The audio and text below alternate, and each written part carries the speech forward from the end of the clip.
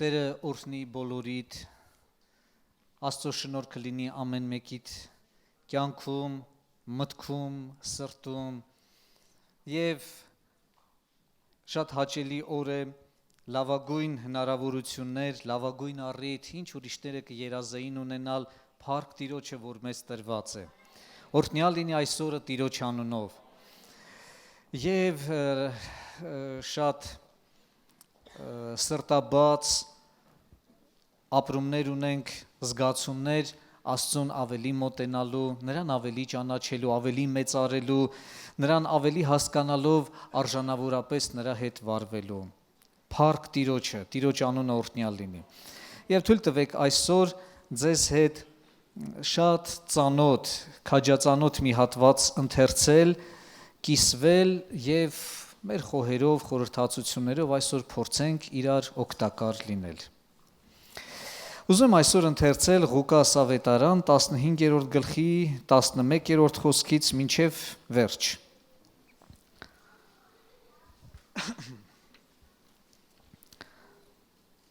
Մի մարդ երկու որդի ուներ։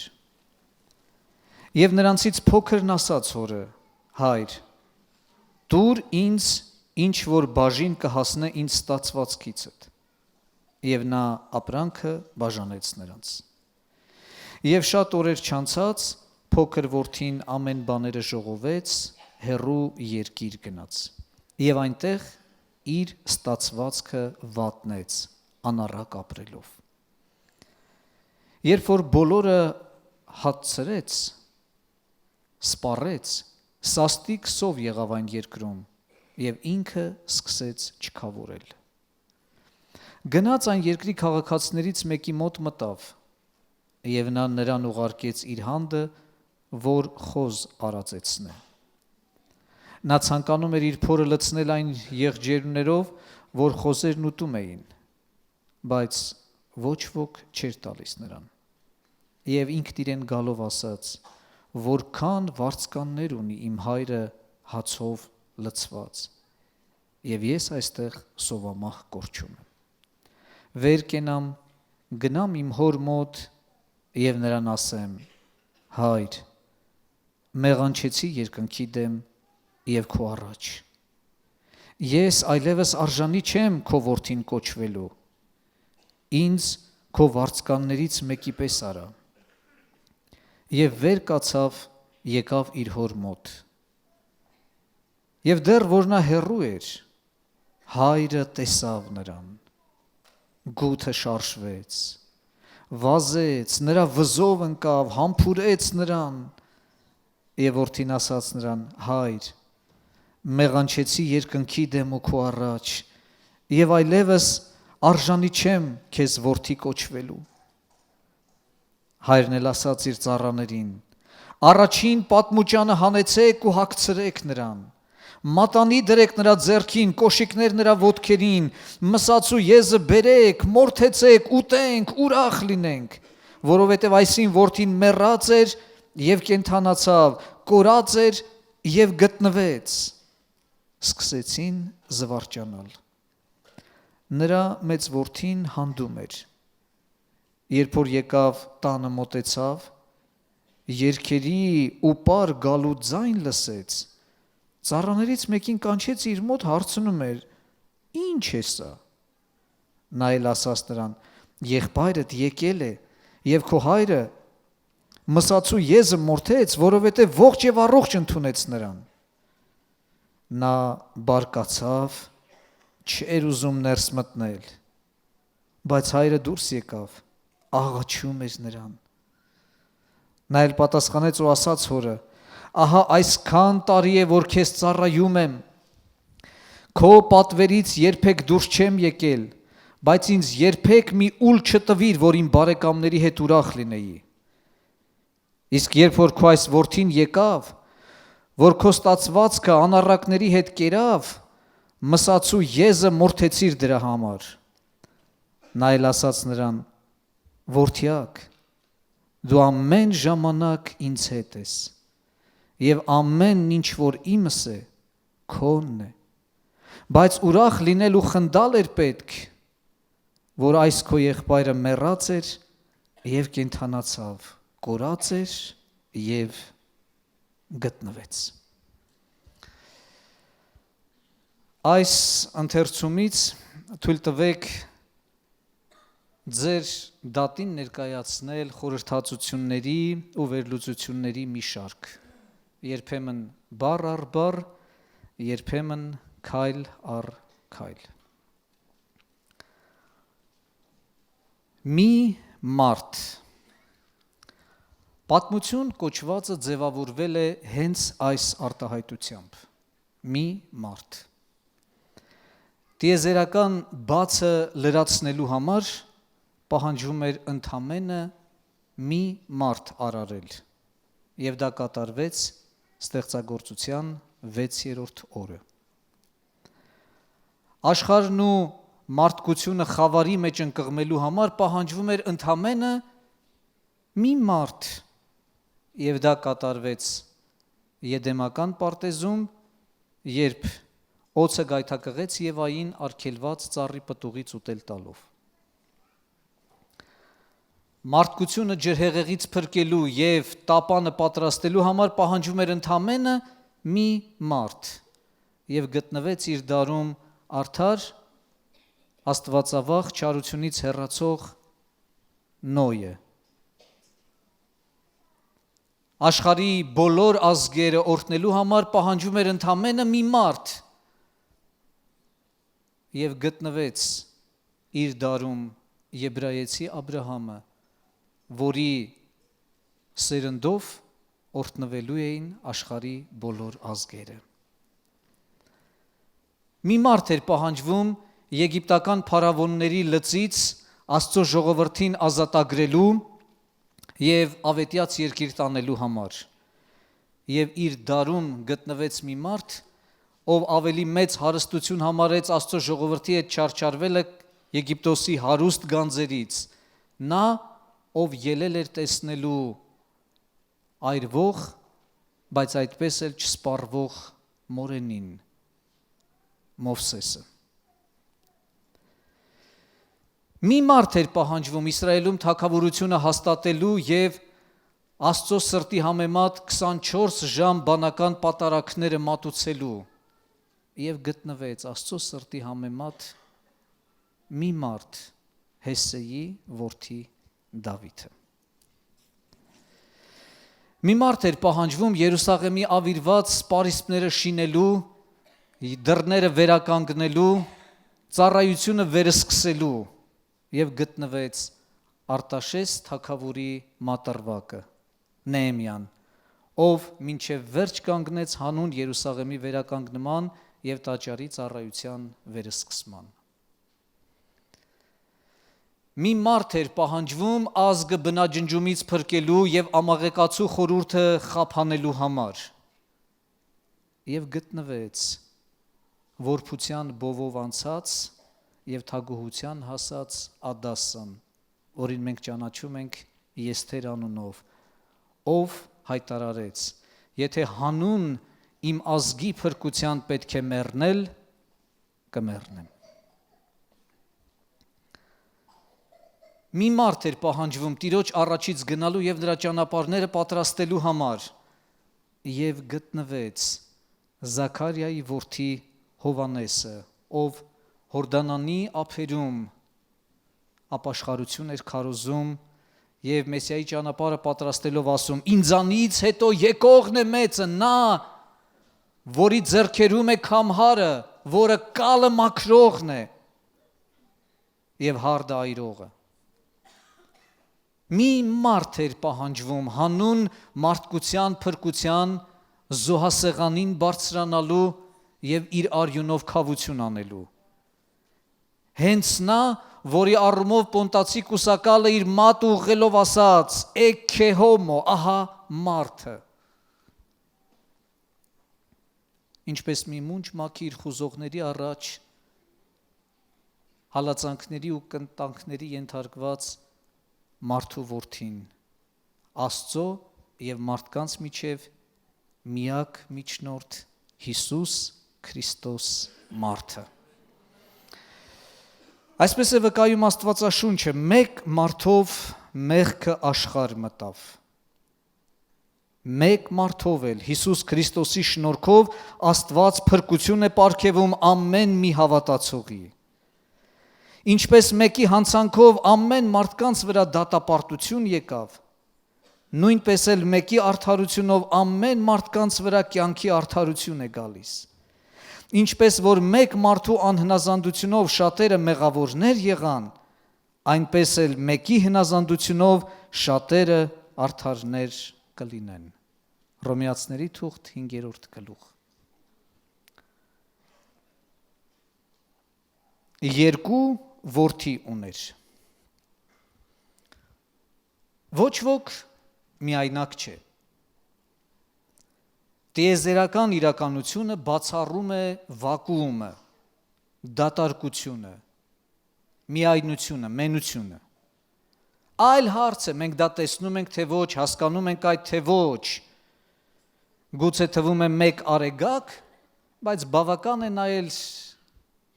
երկնքի աստղերին, այն հեռավոր ու մոտավոր, որոնց համեմատ արեգակը ինչպես մի ընկույզը երկրագնդի մոտ։ Անգամ եթե որևէ մեկին թվում է, որ ինքը մենակ է, միայնակ է այս կյանքում, իր աշխարհում, եւ պայքարելու ուժն էլ սպառվում է, պարզագույն եզրահանգումը ցնցող է, պայքարում է ում դեմ, ինչերի է դեմ դուրս գալիս,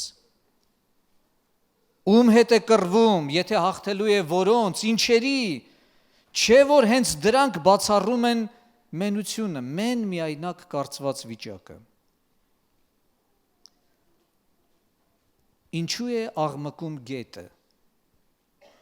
չէ որ ջրերը հասել են, բախվել են հանդիպակաց խոչընդոտների ու ժայռաբեկորների։ Ինչու են փոթորկվում ջրերը, իսկ ինչու են խոնարհվում ծառի կատարները, ինչու է տարուբերվում կյանքի նավը եւ կամ ինչու են փքվում նրա առագաստները հասնելով մինչև իսկ պատռվելու վտանգի, չէ որ հանդիպում են հողմահար ալիքների, հոսանքների։ Միթե նույն բանը չի վկայում գոյությունը փոշու, ծալքերը անապատի, հանգչել մարելու վտանգը, աղտոտվածությունը ծովափի, սերմնահատիկների կատաղի պարը, տանիքի թռչելը կամ տան փլուզումը։ Միայնություն, մենակ, առանց որևէ մեկի, առանց որևէ բանի անվիճելի է, առնվազն երկուսը, լույսն ու խավարը, մեծն ու փոքրը, կողմն ու դեմը, բացահայտը գաղտագողին, քեզանից առաջը,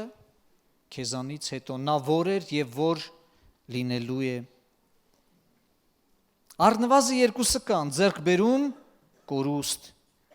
բարեկամ, չարակամ, երջանկություն, վախ, պատիվ, ամոթ, արցունք եւ խինդ, սեր կամ տանջանք, երազ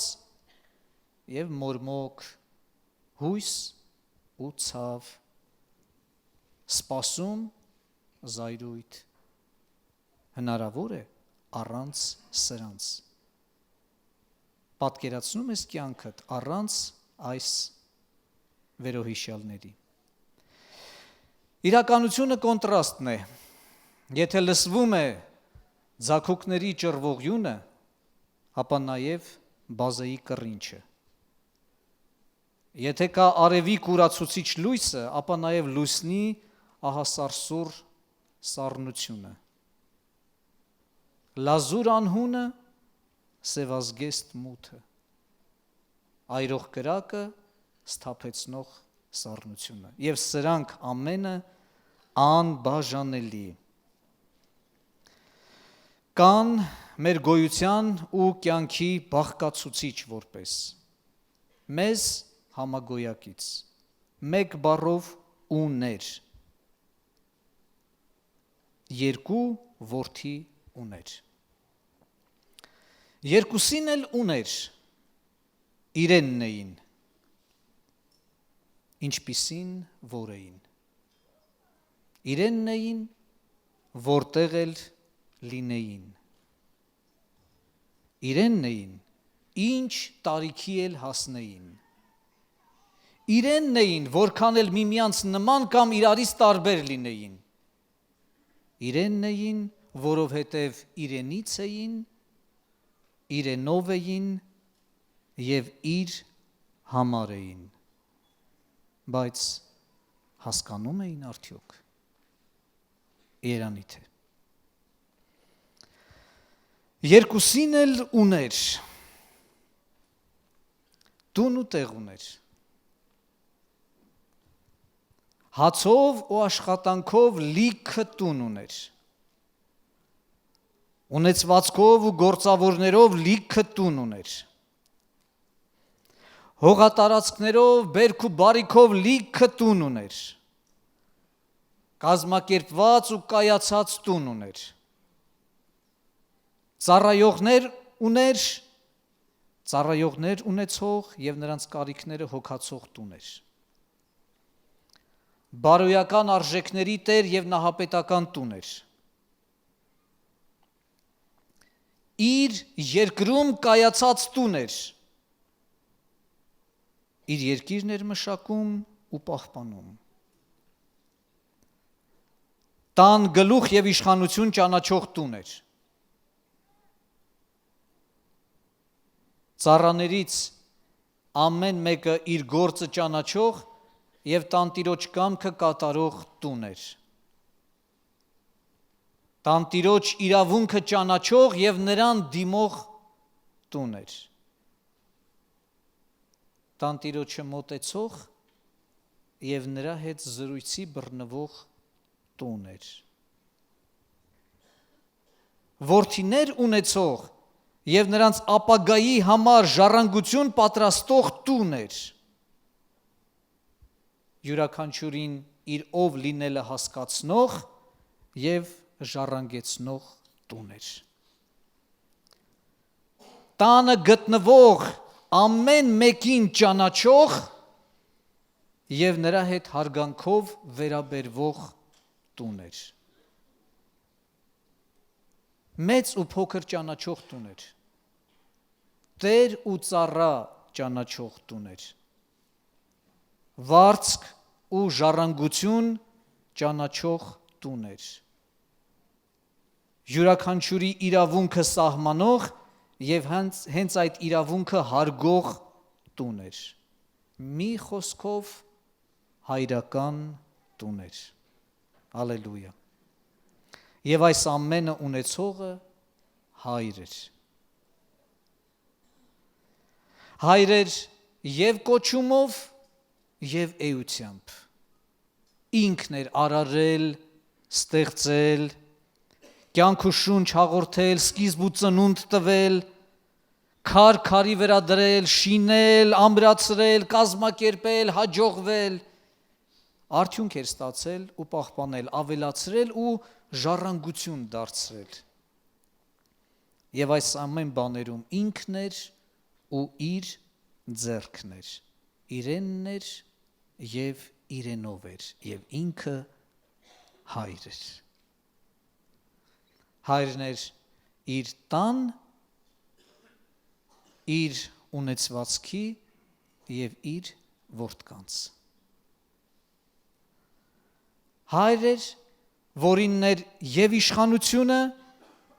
և պատասխանատվությունը և փառքը և ամոթը հայրն էր որինն էր և խինդը և վախը պարծանքն էլ անարգանքն էլ հայրն էր որինն էր անունն էլ հեղինակությունն էլ, ծաղրն էլ, անպատվությունն էլ, իշխանությունն էլ, մեծությունն էլ, սրտի ցավն էլ, խեղճությունն էլ, ավելի կարճ ասած, նեղությունն էլ, արքայությունն էլ։ Հայրեր, ով գիտեր առավելությունով ունենալն էլ, որդիներից սպասելն էլ։ Չէ որ ես էլ հայր եմ, կարող էր ծածուկում հառաչել նրա սիրտը։ Ես որդիներ ծնեցի և սպասեցի, որ, բայց նրանք ինձ կենդանի ջրի աղբյուրը թողեցին ու գնացին իրենց համար ծակծկոտ հորեր գտնելու, հորեր, որ անկարող են ջուրը պահել։ Չէ որ ես էլ հայր եմ, ուր է իմ պատիվը։ Հայր, որից կարող էին ակնածել, ամաչել, բայց նաև կարողանում էին նրա դեմ մեղանչել։ Հայր էր, որդուն կարոտող, գրկել ու համբուրել ուզող, բայց միաժամանակ իրեն այդ առումով չկորցնող, ժուժկալ և ինքնատիրապետող։ Հայրեր ոչ միայն որդիներ, այլև ծառաներ ունեցող, տան ծառաներ և վարձու ծառաներ։ Հայրեր, որ գիտել վարվել ոչ միայն որդիների, այլ ծառաների, այլ վարձկանների հետ, գիտեր, որ ոմանց իր հետ կապում է արյունը, ոմանց գործը, ոմանց շահը։ Բայց բոլորի հետ էլ արդարացիորեն էր վարվում։ Ամեն մեկի լեզուն էլ հասկանում էր և գիտեր, ում ինչ վայելում է, այն էլ մատուցել։ Հայր էր և իր հացը բոլորի հացն էր։ Հոր տանը սոված մարդ չկար, ինչ, բայց տունը հացով լիքն էր։ Հայր էր և գիտեր որդու արժեքը։ Որդին նյութական ունեցվածքից վեր էր։ Որդու մակարդակի հետ համեմատվել չէին կարող ոչ փողը, ստացվածքը, արծաթը, ոսկին, հարստությունը, հանդերձը։ Որդին իր էության տեսանելի մարմնավորումն էր, իր հույզերի, իր հույսերի ծնունդը, իր նորաբողբոջ գալիքը։ Ամենակարևորը իր համար որդու առողջությունը և ողջությունն էր։ Դա իր համար ամեն ինչից վեր էր, որովհետև ինքը հայր էր։ Հայր էր և իր հետ ինչ-որ մեկի սխալ վարվելու պատճառով նա չէր փչացնում հարաբերությունը մյուսների հետ։ Նա ինքն իրեն տիրապետել գիտեր, իր սիրտը սանձել գիտեր, իր ցավը անմռուն չտանելու համար, գիտեր, որ շատ հաճախ սիրո հատուցումը տառապանքն է։ Հայր էր և ցավին մոտիկից գիտեր, բայց իսկական առիթի դեպքում էլ մանկանալ գիտեր, ինքնամոռաց երգել ու պարել գիտեր, խինդով բոլորին վարակել գիտեր և վերադարձը խրախճանք դարձնել գիտեր։ Հայր էր, սրատես աչքով ցավը ախտորոշող և հոգատարությամբ, մեծ համբերությամբ, համոզիչ սիրով վերքը դարմանել կարողացող։ Որդիս, եթե այս բառը քեզ հասանելի լիներ այնպես, ինչպես սիրտս է ընկալում, Թե ինչպես է սիրտս ասում, իմ ուրախությունը որդիների հետ է, իմ զվարճությունը որդիների հետ է, կհասկանայիր, որ ես զոհ չէ, որ ուզում եմ, այլ գիտություն, ողորմություն, սրտի ճանաչողություն։ Միայն հոր սիրտն է իր որդու իրավունքը հարգող, նրան ցավեցնելույց խուստ տվող, խնայող, մինչև որ որդին ինքն իրենով իր կամայականություններից կդառնա հայրական սրտին ասելու թող լինի քո կամքը։ Միայն հոր սիրտն է անսխալականորեն ճանաչում կենթանացնող զորությունը, հարության շունչը, դարձի գալու ճշմարտացիությունը, խոստովանության անկեղծությունը, հաղորդակցության երջանկությունը։ Հայրական սիրտն է ճանաչում կյանքի կարևորագույն այս երկու բաները՝ փրկություն և հաղորդակցություն, կենթանացավ և գտնվեց։ Հայրական սիրտն է ճանաչում մարդկային կյանքի փոխհարաբերության հիմնասյուները՝ ներում և ընդունելություն, վերադարձողին ներել և ընդունել, նրա փրկությամբ ուրախանալ ու տոնախմբել, այլ խոսքով ասած շնորհք դրսևորել։ Շնորհք, որով է, ինչպես քիչ առաջ երգեցինք, մեր փրկությունը, մեր թողությունը, մեր հաշտությունը, ընդունելությունը և այն վկայությունը, որով մենք ասում ենք ինչ որ ենք, նրա շնորհքով ենք։ Իրական շնորհք, ներում և ընդունելություն, ոչ ինչպես Աբիսողոմի պարագայում, ներում առանց ընդունելության, որի հետևանքը եղավ դառնացում և հեղաշրջում։ Այլ ինչպես Հովսեփի պարագայում է ներում և ընդունելություն, որովհետև մենք եղբայրներ ենք, որովհետև մենք մեկ հոր որդիներ ենք։ Միայն այս կերպ էր հնարավոր նահապետի սրտին ստիպել, մղել, ի հայտ բերելու, դրսևորելու իր սրտի օրհնանքը գալիք սերունդների առումով։ Հայրական սրտի ընդունելություն,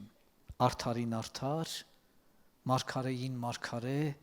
վարդապետին վարդապետ, աշակերտին աշակերտ, մեծին մեծ, որդուն որդի,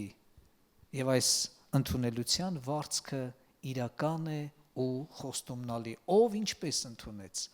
ըստ այդմ էլ վարձք կունենա։ Ընդունելություն, որովհետև իրար առումով եղբայրներ ենք, հոր առջև որդիներ։ Մենք իրար եղբայրներ ենք, մենք մեկ հոր որդիներ ենք։ Մեկ է Տերը, մեկ է հավատքը, մեկ է մկրտությունը, մեկ է մարմինը, բայց բազում անդամները մարմնի։ Մենք եղբայրներ ենք նույն արյունից, նույն հորից, նույն հավատքից, նույն մկրտությունից։ Եթե հավատում ես, մեկ մարմնի մեջ մեկ հոգով մկրտվեցինք, բայց զանազան ենք, տարբեր ենք, մեծ ենք, փոքր, տեսանելի, աներևույթ, նուրբ, ամրապինդ, ավագ, կրտսեր, յուրաքանչյուրին ամեն մեկին իր գործը, իր ֆունկցիան, իր կարգավիճակը։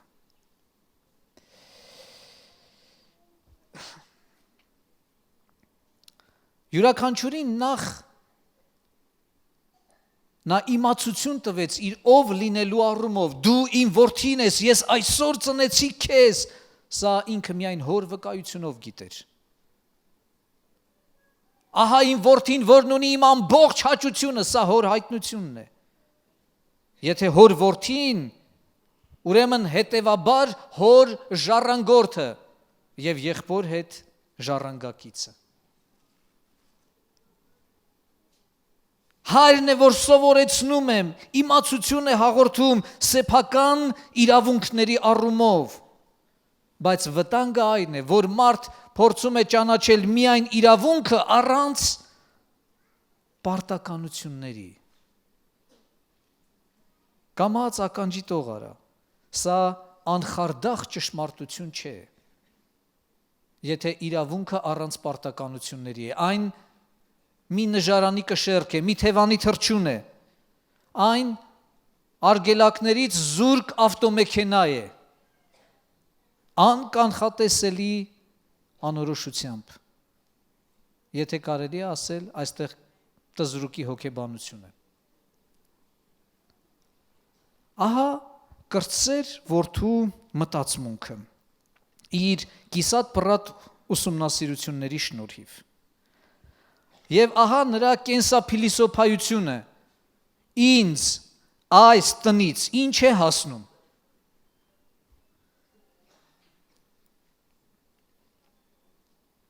Գիտակցել է, որ իրեն հասնում է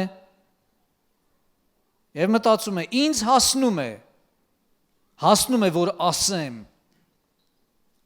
պահանջեմ, տնօրինեմ, որովհետև որդի եմ, և որովհետև որդի եմ, ինձ հասնում է, որովհետև իմն է։ Գովելի է այս փոքր որդու մի արտահայտությունը։ Քո ստացվածքից դուր ինձ իմ բաժինը քո ստացվածքից, ստացվածքը հորն է։ Հասկացել էր, որ հորն է, հոր ձեռքին է, բայց պախարակելին այն էր, որ այդտեղ ես իմ բաժինն ունեմ։ Որ քո ով լինելու, քո կարգավիճակի, քո հեղինակության համբավի հարցում ես իմ ուրույն դերակատարությունն ունեմ, իմ բաժինն էլ կա։ Ծանոթ է։ Ես գտնում եմ, որ հիմա ստացվածքը բաժանելու ժամանակն է։ Ինչի՞, որովհետև իմ սիրտը հիմա ուզում է։ Եթե հիմա է ուզում,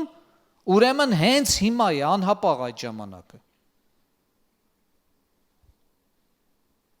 Իսկ ինչ էր վկայում ժամանակացույցը։ Ամեն բանի ժամանակ կա։ Այլ կերպ ասած, ամեն բան իր ժամանակն ունի։ Առավել ևս ժամանակները հայրը դրեց իր իշխանության մեջ։ Հայրը որոշեց, որ որդին խնամակալների ազդեցության ներքո է մինչև հոր որոշած ժամանակը, վկայում է Սուրբ Գիրքը։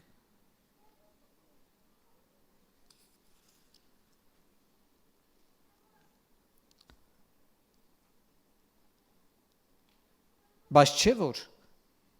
կրտսերից, փոքրից առաջ մեծը կարող էր պահանջել։ Եվ գուցե արդարացին դա էր։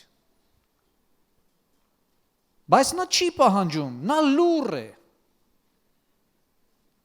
Փոքր որդին գուցե մտածում էր, իսկ նա դրանից ինչ է հասկանում, որ։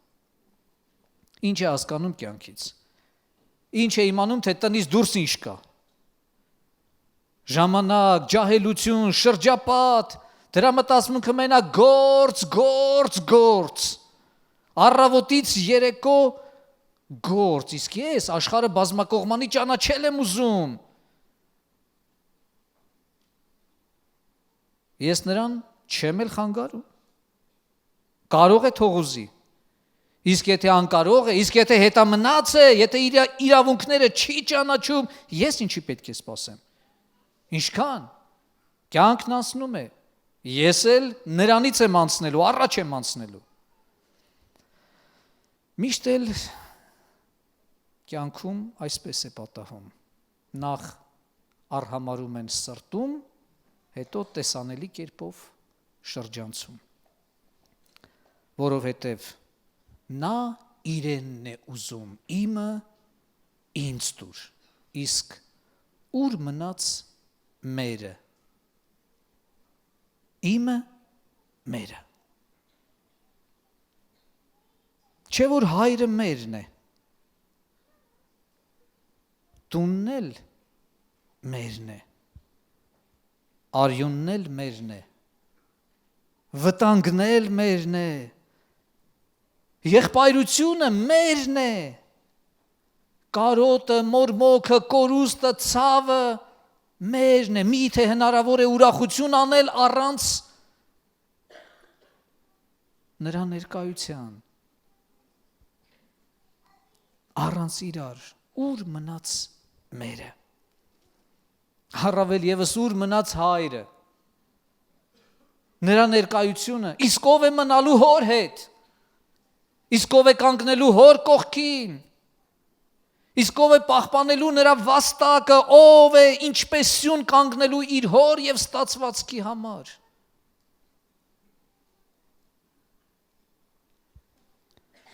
Իսկ որ ամեն ոք իրենը ուզի վերցնի ու գնա, ինչ է մնալու հորը։ Եթե հայրն ասում է, որ որդիս, դու իմն ես, ինչու որդին չասի, որ իմը հայր դու ես, իմ անփոխարինելին, անբաժանը, ամենաթանկը, ամենամեծը, դուր այն, ինչ հասնում է ինձ, սա բնական թվացող, բայց հորը պարտադրված մոտեցում է, պահանջատիրություն, ոչ երբեք խնդրանք, սրանով իրարից տարբերվում են որդիները, դու իմ որդին ես, ես այսօր ծնեցի քեզ, խնդրիր ինձանից, և ես քեզ ազգերը ժառանգություն կտամ, խնդրիր ինձանից, նշում եմ, խնդրիր ինձանից, պահանջել,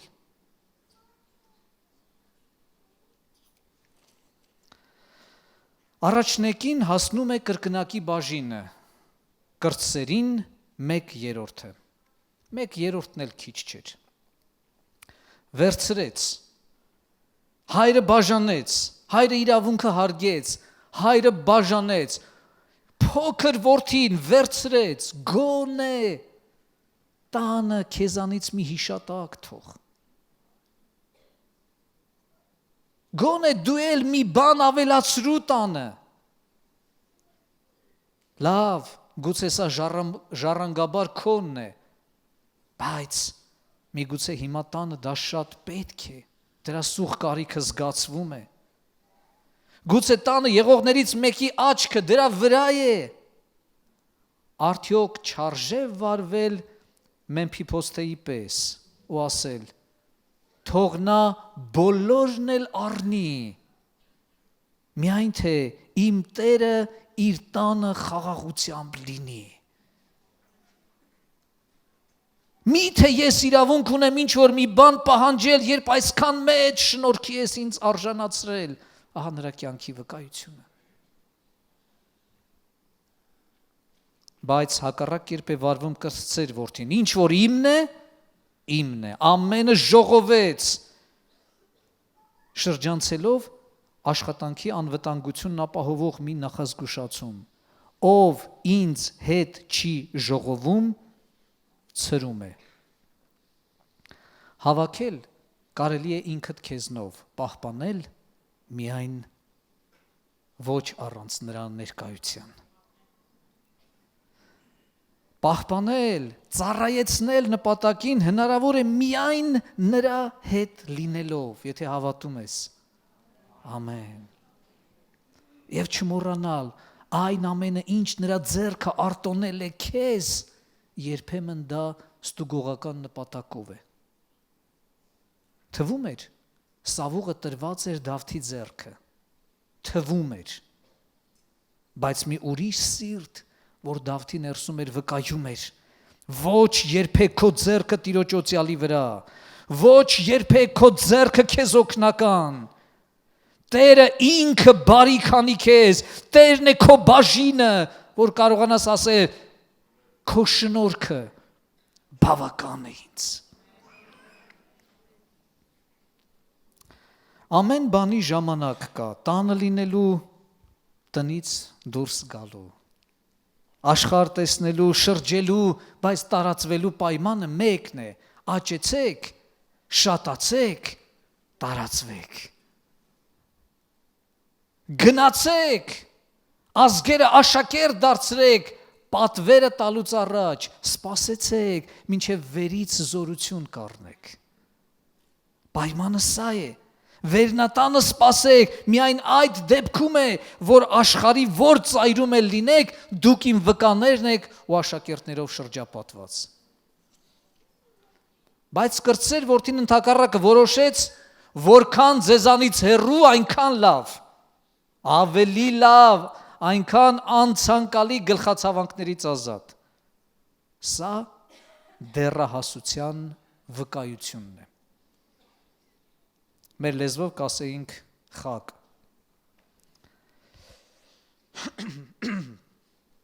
Դեռահասության,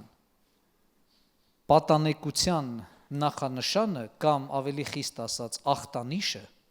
հանդգնությունն է։ Նման է խիզախելուն, քաջանալուն, բայց արմատ չունի, անմիտ է, տհաս։ Գոնե ամաչեիր, հառաչում է Տիրոջ հոգին։ Միթե խրատող հորից չպետք է ամաչել, պատկառել, վկայում է Եբրայեցիների թղթի հեղինակը։ Հանդգնություն։ Այն այդպես չի մնում, այն վերաճում է ինքնագլխության։ Ես եմ, որ եմ, մտածում էր որդին։ Այն ինչ ուզում եմ, ինչ զգում եմ, ինչ կարող եմ, այդ էլ անելու եմ։ Այս միջավայրը սրտովս չէ, ազատ եմ ուզում լինել, ինքս ինձանով, առաջ առանց պայմանների, դեպի նորը, հետաքրքիրը, ազդեցիկը, ժամանակակիցը, մոդայիկը, անսահմանափակը։ Եվ այսպես քայլ առ քայլ դեպի հեռացում, դեպի օտարացում, խորթացում, դեպի ուրիշ երկիր, ուրիշ քաղաք, կարևոր չէ հարազատ թե օտար, դեպի ուրիշ կրքեր, դեպի ուրիշ կրակ, կարևոր չէ ծանոթ թե օտար, դեպի ուրիշ մարդիկ, ուրիշ դեմքեր, կարևոր չէ որոնք են թե ովքեր։ Կարևորը ինձ մոտ բան կա եւ ինձ ընդունում են։ Կարևորը ես ունևոր եմ, իսկ ունևորին միշտ տեղ են տալիս։ Ինձ ցանկանում են, սպասում են, տրվում են, իսկ ես այս ամենը ինչու չպետք է վայելեմ։ Ինչ են հասկանում ուրիշները, անգամ մեր տնեցիք այս վայելքից։ Ինչ նոր դեմքեր, ինչ անուններ, ինչ հեղինակություններ նոր տիտղոսներ, ախպեր տղեր, սիրունիկներ, լիքը բաժակներ ու ընկերներ, ռեստորաններ, զվարճանքի վայրեր, երգեր, պարեր, մի խոսքով մակարդակ։ Այնինչ Սուրբ Գիրքը կոչում է անառակ, ունեցվածքի վատնում և կորուստ։ Այս դիրքը շարունակվում է, խնդրում ուշադիր եղիր, այս դիրքը շարունակվում է, քանի դեռ կորցնելու բան կա, այն ժառանգությունից, որը հորից է։ Շարունակվում է հաջողվել, քանի դեռ կորցնելու բան կա, քանի դեռ առուծախ կա, շողոքորթում են, քանի դեռ տանելու բան ունեն։ Հիշեցի ակամայից, սաքո, այս աղջիկը տես, ինչ լավն է, տես ինչ ուրախ պար են գալի, տարայ, նինայ։ Շողոքորթեցին մինչև ժառանգությունից ոչինչ չմնաց, մինչև ունեցած ամեն բան վերջնականապես սպառեց։ Մի բան իր ունեցածի վրա չավելացրեց։ Եվ այսպես կոչված նոր երկիրը և նոր ընկերները նրան մի բան չավելացրին։ Սպառվեց, բայց ասում են, թե հույսը վերջինն է մեռնում։ Ոչինչ չունեմ, զատո ընկերներ ունեմ, ինձ սիրողներ ունեմ, ինձ տրվողներ ունեմ, ինձ ճանաչողներ ունեմ, ինձ տիտղոսներով դիմողներ ունեմ։ Ոչինչ, կապրենք, կտեսնենք, լույս կբացվի, մի նոր օր կսկսվի, բայց հակառակ այն երկրում սով սկսվեց, այն էլ սաստիկ սով։ Հիշեցի հայ մեծ բանաստեղծի խոսքերը, ես ձեզ ասում եմ, կգա հոգու սով, և դուք կքաղցեք ճոխսեղանի մոտ, կընկնեք մուրալու հափրած, որ կորով հրեղեն խոսքի, վեհ խոսքի կարոտ, լրփենի ծաղրով արհամարեցիք հոգու վառ զեղմունք, միտք ու երազանք նյութի տաճարում հարբած, պարեցիք մոռացած անմահ անհունի տենչանք, դուք, որ հեգնեցիք ուժը ստեղծագործ, ձեր նյութի հանդեպ կգա ոգու սով, և մուրացքի պես փշրանքի համար ծարավ անոթի կանցնեք ծովից ծով։ Քայլ առ քայլ, ճիշտ ինչպես մի իմաստասեր զգուշացրել էր ասելով, զգուշացեք, եթե կյանքում ձեզ ամեն բան հաջողվում է, իմացեք, բտվող խոզերի վերջը վատ է լինում։ Կենսամակարդակը, որ ամենակարևորն էր թվում, անկում է ապրում, սնանկանում է, գահավիժելու տեմպը ահագնանում է, սկսեց չքավորել, այլևս փոխանակելու և ծախելու ոչինչ չկա, ունեցածից ոչինչ չի մնացել, այլևս ոչ տուն ու տեղ, ոչ որևէ միջոց, ոչ հենվելու մի տեղ, ոչ ընկերներ,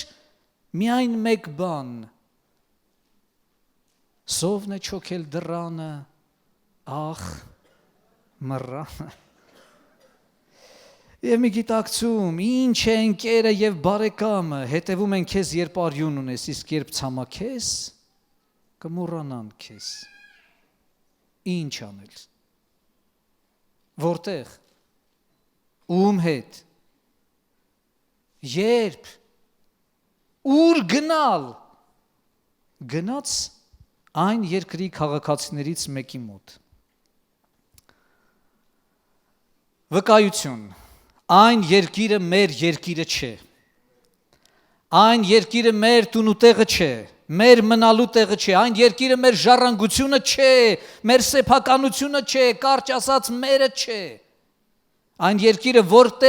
որքան այնտեղ ինչ-ինչ պատճառներով հայտնվենք, մեզ քաղաքացիություն չի տալու, այնտեղ մենք ուրիշ սորտի ցածրակարգ մարդիկ ենք համարվելու, մեր քաղաքացիությունն այնտեղից չէ, որ սպասում ենք մեր փրկչին, մեր փրկությանը, այն երկիրը չի հանդուրժելու քո բարգավաճումը և առաջընթացը, հատկապես Աբրահամի որդիներին, գնա մեզանից, ջրհորները խցանելուց հետո ասելու են, դու օտար ես մեզ, այն երկիրը ամբողջովին չարի մեջ է, թշնամի է, խավար է, այն երկրում չես հաստատվելու, ժամանակավոր ես, անգամ քեզ գերեզմանի տեղ չեն տալու, առավել ևս, այն երկրի քաղաքացիներից մեկը, որքան էլ ի տարբերություն մյուսների բարի երևա, թվա, կարեկից ու քեզ իբր ապահովի օրվա հացով իմացիր, նախ և առաջ քեզանից խլելու է կարևորագույն մնացած բանը, քո արժանապատվությունը, այն կերպարանքը աղավաղելու է, դարձնելով անճանաչելի, թափթփված, կեղտոտ, գարշահոտ, և ասելու է, քո տեղը ագարակն է, այնտեղ, ուր խոզերն են, գնա նրանց հետ և նրանց պես, իմացիր, ագարակում խոզը քեզնից կարևոր է, դու խոզի համար ես, իմացիր, խոզը չպիտի սովի, իսկ դու ոչինչ, ապրիր ու գործիր խոզերի համար, ինձ համար խոզս քեզանից թանկ է, ծառայիր նրանց, որդին պիտի նայի իրեն, պիտի նայի խոզերին, իսկ խոզուկը խռա, ծիծաղում էր նրա վրա, ծիծաղում էր վրա տալիս, այս տղան ինձ դուր է գալիս, մինչև որ նա ինքն իրեն եկավ, սթափվեց, Ինքնագիտակցության եկավ, ով էի ես հորս համար, ով եմ ես այստեղ, ով էի ես հորս տանը, ով եմ ես այստեղ, ինչու եմ այստեղ, արդյոք ապրում են մի կտոր հացի համար, այստեղ սովածը միայն ես եմ, ոչ քաղաքացիք, ոչ էլ խոզերը, միայն ու միայն ես, իսկ հորս տանը աշխատանքով ու հացով լիքը ինչքան մարդիկ կան, ավելի լավ է մարդավայել, պահպանել դուռը իմ հոր տան, քան սրանց երկրում լինել, ինչ անել, ավելի լավ է չմնալ խոզերի հետ, ինչ անել, լուր տալ հայրական տան և ասել ինչու դուք սկի ձեր որդուն չեք հիշում, մի բան արեք, հասեք, հարայ, գան, տանեն, մի քիչ էլ իմ մասին մտածեմ, չէ որ ես ձեր տղան եմ, ձեր եղբայրն եմ, ձեր արյունն եմ, մեկը չկա, որ իմ անձի համար հոգ անի, այսպես մտածելու փոխարեն նա կարող էր հիշել, որ հոգ տարան, այն էլ ինչպես, բան պահանջեց, առանց ծպտուն հանելու, անխոս, առանց հակառակվելու տվեցին ու չխանգարեցին, մնացածը ինչ որ եղել է, ինչ որ տեղի է ունեցել, որդու արածն է, կարող էր ասել, իմ խելքով, իմ կամքով, իմ ձեռքով, ինքս ինձանով, առանց երկնքի, առանց իմ հոր, ես ամեն բան կորցրեցի, ոչինչ չունեմ, բացարձակապես ոչինչ, այլ խոսքով, ես ոչինչ եմ, երկնքի ու մարդկանց առաջ, ուր գնալ, ում ինչ ասել, դեպի ուր, ումից փախչել, բայց միթե ինձ նման մարդը կփախչի, էլ ուր, էլ ինչի համար վախենալ, երբ կորցնելու ոչինչ չմնաց, հարստություն, անուն, հեղինակություն, արդարություն, կյանք, ոչինչ չմնաց, բացի վերև նայելուց ու իմ հորից, հոր մոտ գնալ է պետք, նրա հետ հանդիպել, նրա հետ խոսել է պետք, խոստովանել, ներում խնդրել, ինքս թողել հեռացել եմ, ինքս էլ պարտավոր եմ վերադառնալ, հորը գտնել է պետք, իսկ որտեղ կլինի հայրը, որտեղ կլինի նա, իհարկե իր տանը, միայն այնտեղ կսպասեն ինձ, մեր տանը, հայրական տանը, երկինքը վերադառնալու համար ինչ վիճակում էլ հայտնվի, ուժ կտա, թեև ես այնտեղ լինելու արժանիք չունեմ, որդու կոչումը չարդարացրեցի, այլևս արժանի չեմ, ես իմ վարքով անպատվություն բերեցի հորս անվանը, հեղինակությանը, ուրիշներին նրան ծաղրելու առիթ տվեցի, հորս բարի անունը արատավորեցի, բայց հայրս մաքուր ու սուրբ է, ես եմ անպիտան, նա արդար է, ես եմ մեղավոր, նա հայր է, ես արժանի չեմ նրա որդին կոչվելու, բայց նրա սիրտը, նրա սերը մեծ է, նա մեծ մեկն է, ես կխնդրեմ նրան, որ ինձ գոնե, ինչպես մի վարձկանի վերաբերվի, ընդունի, կարևորը մինչև հորս հասնելը չմեռնեմ, ուժերս հավաքեմ առանց վարկյան իսկ կորցնելու, թեև մի տեսք չկա, որ ինձ հավանեն, բայց գնում եմ հորս մոտ, գնում եմ տուն, մեր տուն, մեր երկիրը, մեր ժողովուրդը այն նույն ճանապարհով, որով ինքս հեռացել եմ։ Մինչ հորը կմոտենար, հայրը հեռվից տեսավ նրան։ Նրա աչքերը ամենուր են։ Հոր գութը շարժվեց, վստահաբար կարող ենք ասել, հավիտյան է նրա ողորմությունը։ Հայրը ընդառաջ վազեց, ինչու ենք մենք, որովհետև առաջուց նա մեզ, վկայում է Հովհաննեսը։ Իր գրկում ընդունեց, իր ջերմությամբ, իր սիրով, սրտով, պարուրեց նրան, գրկախառնվեց, համբուրեց նրան, որից հետո որդուն ձայնին սպասեց, ալելույա,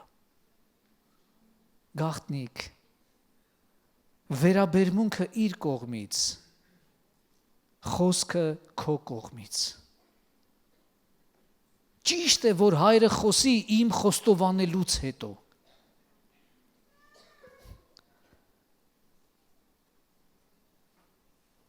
Հայր, ես մեղավոր եմ քո առաջ, բոլորի առաջ, թե մարդկանց և թե երկնքի։ Ես արժանի չեմ քեզ որդի կոչվելու, բայց քեզ ես այլ կերպ դիմել չեմ կարող, հայր, դու իմ հայրն ես, դու հայր ես, էդ ես որդի չեմ, ես անարժան եմ, բայց դու հայր ես։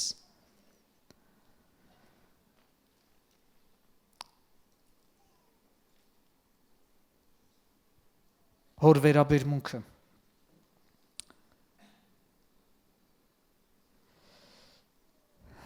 Հուզմունքի մեջ եղող հորը և որդուն շրջապատել են ծառաները։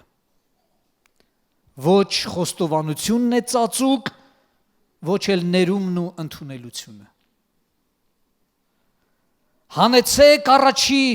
պատմուճանը, ես դեռ խոսելիս, դու դեռ խոսելիս ես քեզ կպատասխանեմ։ Հանեցեք առաջի պատմուճանը, հայրը թույլ չի տալիս, որ որդին շարունակի, որովհետև տեսել է սրտի խորքը։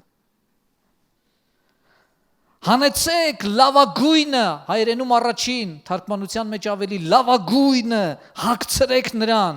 նրան հագցրեք, ով գիտե իր անարժանությունը, բայց միշտ կհագցնեք, հանեցեք նրա վրայից այն գարշահոտը, ցնցոտին, փթածը, մերկացրեք, որ հագցնեք։ Ալելույա։ Վերադարձողին լավագույն բաժին կա պահված, վերադարձողին լավագույնն է հասնելու, հանգած սրտի տեղ գովության պատմուճան, գարշահոտ ու փտած չվանի տեղ ուրախության յուղ, ամոթի փոխարեն կրկնապատիկ ուրախություն, արեք անմիջապես առանց հապաղելու։ Մատանի նրա ձեռքին, կոշիկներ նրա ոտքերին, որովհետև մենք տոնախմբում ենք և պետք է դրան համապատասխան լինի ամեն բան, և օրհնյալ են Տիրոջ ծառաները, որ կատարում են նրա բոլոր կամքը։ Եթե տոնախմբություն է, ուրեմն դրան համապատասխան է, եթե սիրտը ուղիղ է, դե ձեռքդ ինձ տուր, ու եթե ձեռք տաս, մատանի կա փոխանցելու։ Մսացուն տան քեզ համար է, տան խրախճանքը քո վերադարձի առումով է, որովհետև դու մահից կյանքի ես փոխվել, որդիս, ողջ է, տեսքը գունատ, արտաքնապես նվաստ, սիրտը հուզմունքի մեջ, ցնցոտիներով, սովահար, բայց կենթանացած, որդիս ողջ է։ Եվ որովհետև մեռելների հետ չէ, և որովհետև գերեզմանում չէ, այլ իր հոր հետ է, իր հայրական տանն է, ամբողջ տնով խրախճանք ենք անելու նրա համար, որովհետև նա կենթանի է, որովհետև նա մեզ հետ է, մեր մեջ է, կորած չէ, գտնվել է։ Իսկ ծառայողները գիտեն, որ հայրը միշտ ճիշտ է, որ հայրը միշտ արդարացի է, որ տանտերը միշտ իրավացի է, որ ունեցվածքը հանդիպումը տոնակատարության վերածելու համար է, որ այս տանը ամենակարևորը տնեցիների ողջությունը և առողջությունն է, որ այս տանը ընդունելությունը գործերով է ապացուցվում, որ ուտելը, խմելը, երգելը, պարելը հաջորդում են դարձին ու խոստովանությանը եւ ոչ երբեք նախորդում։ Հաջորդում են, խոստովանությունից հետո են։ Եվ ուրախ են բոլորը, ովքեր տանն են։ Կրկնում եմ, ուրախ են բոլորը, ովքեր տանն են, ովքեր տեսել են, լսել, արել, համոզվել, ընդունել, հաղորդակցվել, դրանք բոլորը ուրախ են։ Բացի մեկից։ Ահա դաշտից տանը մոտեցող ավակ որդին, մեծ եղբայրը։ Իր գործին հավատարմորեն հետևող մի մարդ, իր ծառայությանը նվիրված մի մարդ, տարիներ շարունակ իր գործից չձանձրացող մի մարդ, օրինապահ, օրինակելի, անսայթակ գործիչ, քո պատվերից երբեք դուրս չեմ եկել, երբեք պատվիրանքը չեմ շրջանցել, իր գործին գիտակ, հաստատակամ, հետևողական, մարդով կարող է ասել, տարիներ ի վեր ծառայում եմ քեզ։ Ում? Քեզ։ Ով է այդ քեզը? Անառակը գնալուց էլ գալուց էլ դիմում էր հայր։ Սրա վերաբերմունքը քեզ։ Ով տանտերն է, ով գործի տերն է։ Բայց դու ինձ, իմ բարեկամներին, որքան կարևոր է ծառայության մեջ կերպը, շարժառիթը, պայմանականությունը։ Թույլ տվեք մի քանի հարցեր տալ ծառայության առումով։ Ով է ում պարտք։ Դու, թե քեզ։ Ես ծառայում եմ հանուն լրացումը քեզ։ Ես ծառայում եմ մինչև հայտնությունը քեզ։ Ծառայում եմ ուրախությամբ, միայն թե ուրախությամբ կատարեմ այն ընթացքը, որ Տեր Հիսուսի ծառա նրա շնորհած ավետարանի վկան լինելու, թե ծառայում եմ, որ ինձ մի ուլ տան, որ ուրախանամ։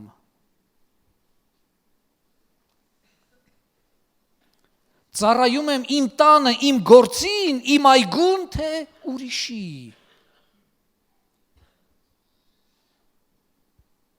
Ինչ է ծառայությունից իմ սպասումը, ինչն եմ համարում իմը և հատկապես որ պարագայում, երբ այն տանն է, թե տանը չէ,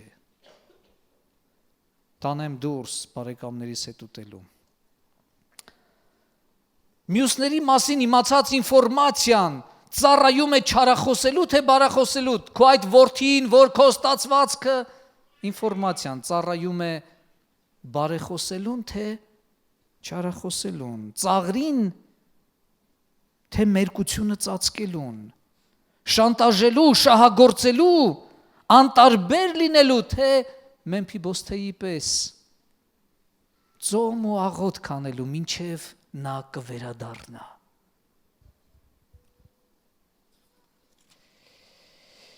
Ինչ լավ է, որ մեծ որդին գիտակցում էր, որ չեն նստի ուտի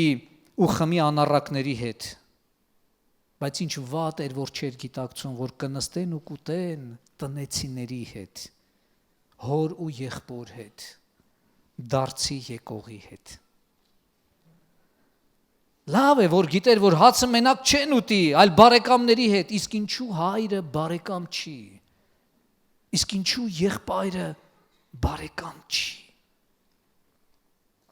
Ինչ լավ է, որ գիտեր մի ուլը բավարար է ուրախություն անելու համար, ուրախանալու, խրախճան կազմակերպելու համար, իսկ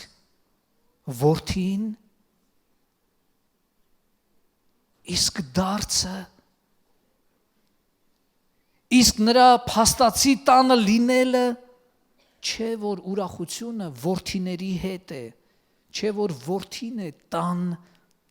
ճրակն ու ուրախությունը, չէ որ բարկանալը, զայրույթից մի կողմ քաշվելը փոքրոկի լինելու նշան է, ծառայելն է մեծության նշան, ծառայողն է մեծ։ Եվ ահա մեծը հայրը դուրս է եկել եւ ծառայում է որդուն, խնդրում է, համոզում, աղաչում հաշտվել իր հետ, իր կամքի հետ, ճանաչել, հասկանալ, որ եզը կամ ուլը եղբայր դառնալ չեն կարող։ Դու իմ որդին ես, դու եղբայր ունես, իմ որդին քո եղբայրն է, սա անուրանալի փաստ է, իմ որդուն քեզ եղբայր համարելը ամոթ մի համարիր։ Դարձը ջնջում է հանցանքները ու էլ չի հիշում։ Որդիս, դու ամեն ժամանակ ինձ հետ ես, այսքան ժամանակ ձեզ հետ եմ և չիմացաք, չհասկացաք արդյոք։ Ինչ է իմ ներկայությունը քեզ վկայել, սովորել ես ինչ իմ ներկայությունից։ Որդյակ, դու միշտ ինձ հետ ես, տանն ես, որդիս, դու միշտ ինձ հետ ես, տանն ես, իսկ քո սիրտը ինձ հետ է, տանն է, թե լեռներում է։ Որդիս, դու միշտ ինձ հետ ես, իսկ քո աչքը գեզի նման հանդերձի, արծաթի, ոսկու, ուլի, մի ուլի։ Որդիս, դու միշտ ինձ հետ ես, բայց ինչու մինչև հիմա չհասկացար, թե ում հետ ես։ Որդիս, դու միշտ ինձ հետ ես, ֆիզիկապես, բայց հոգեպես էլ, իսկ արժեքներով։ Ճիշտ է, դու ֆիզիկապես բացակա չես, բայց աչքը միթե միայն նայելու համար է, չէ որ նայելով տեսնելու և հասկանալու։ Ինչ տեսնելու, ինչ հասկանալու, այսքան տարի ծառայում ես, միշտ ինձ հետ ես, ինչ տվեց դա քեզ, ինչ սովորեցիր, չէ որ ինձ հետ լինելը պարտավորեցնող է։ Սպասում են արդյունքին, որ ուրիշները տեսնեն, Մովսեսն էլ 40 օր այնտեղ էր, բայց իջնելուց բան կար, ցույց տալու, տեսնելու։ Իմացիր այս մեկն էլ, դու ասում ես, որ նա իմ որդին է, բայց իմ որդին քո եղբայրն է։ Դու նրան գիտես որպես անառակ, վատնող, ես ավելացնեմ, մեռած ու կորած մարդ, բայց այդ մեռածը կենդանացել է հիմա, այդ կորածը գտնվել է այսօր, մեր մեջ է, մեզ հետ է, հիմա նա իմ ուրախությունն է, թող քո ուրախությունը քո եղբայրը լինի, ոչ թե եզը կամ ուլը։ Եղբորովդ ուրախացիր, որն ավելի է եզից ու ուլից, գործից, ունեցվածքից, բերքից, արդյունքից, ոսկուց, արծաթից։ Փոքր եղբայրդ չհասկացավ ժամանակը, չհասկացավ, որ կտակը մահից հետո է կտակ, իսկ դու մեծ եղբայր հասկանում ես վերադարձի ժամանակը, ընդունելի ժամանակը։ Փոքր եղբայրը չմեռավ սովից, մաքարեց ու ապրեց, դու էլ թույլ մի տուր, որ բարկությունը, նախանձը, մրցակցությունը քեզ զրկի ապրելուց։ Որդիս, ամեն ինչ որ իմն է, քոնն է։ Որդիս, քո կյանքում, քո սրտում, քո մտքում, քո գանձանակում, ինչ որ իմն է, ամենը քոնն է։ Որդիս, քո գործերում, քո քայլերում, քո խոսքերում, ինչ որ իմն է, դա է քոնը։ Որդիս, քո աչքերում, քո ծրագրերում, քո նպատակներում ինչ որ իմն է, այդ ամենն է քոնը։ Իմն է արծաթը, իմն է ոսկին, իմն է տունը, զավակները, ժամանակը, միջոցները, տաղանդները, իմն է ժողովուրդը, ծառաները, այգին։ Ինչ որ քեզանում իմն է, դա է քոնը, քո մնայունը։ Իսկ եթե իմը չեն, քոնը լինել չեն կարող, կանհետանան։ Որդիս, քո եղբայրը իմն է, քոնն էլ է։ Ես ձեզանով եմ երջանիկ, ուրախ, իսկ դուք, իմ ուրախությունը մարդկանց որդիների հետ է։ Մարդ լինել է պետք և ուրախանալ։ Ես մարդ էի փնտրում իմ առաջ կանգնող, ես մարդ էի ստացել Եհովայով։ Մարդ եղիր, որդիս, մարդ։ Թույլ տվեք վերջում ինչ-որ մի բան ընթերցել խորհրդածություններից։ Երանի նրան ընթացքը, որի անմեղադրելի, վարքը անբասիր, կյանքն էլ նման է ծագող արևի, որքանի գնում, լուսավորվում է, կատարյալ դառնում, բայց ցավոք սրտի այդպիսիք քիչ են մեր շրջապատում։